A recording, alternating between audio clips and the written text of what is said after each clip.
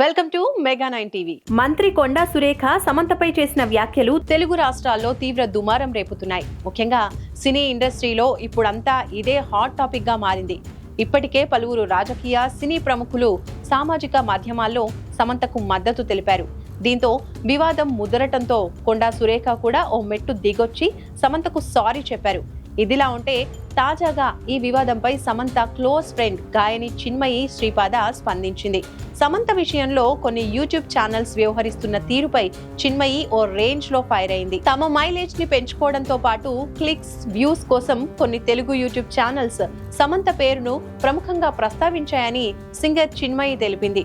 దురదృష్టవశాత్తు కొన్ని YouTube channels మీడియాకు చెందిన వ్యక్తులు పెట్టిన వీడియోలు, పోస్టులు చూశానని చివరికి అర్థమైంది ఏంటంటే నెటిజన్ల దృష్టిని ఆకర్షించడానికి వీళ్ళందరికీ సమంత పేరు కావాలని చెప్పుకొచ్చింది.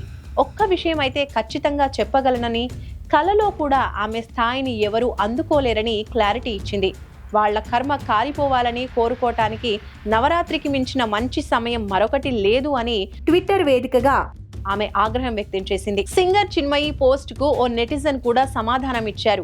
బీఆర్ఎస్ హయాంలో జరిగిన ఫోన్ ట్యాపింగ్ వివాదంపై సమంత ఖచ్చితంగా స్పందించాలని, సమంత ఫోన్ ట్యాపింగ్ కు గురైన విషయం నిజమా అని ప్రశ్నించాడు. అందుకు చిన్మయి సమాధానమిస్తూ ఆమె ఎవరికీ జవాబు చెప్పాల్సిన అవసరం లేదని, రాజకీయ నాయకులు వాళ్ల ఇష్టం వచ్చినట్టు మాట్లాడుతారు, చేయాల్సింది చేస్తారని, వాళ్ళు ఎవరూ జవాబుదారీగా ఉండరు అని సమాధానమిచ్చారు.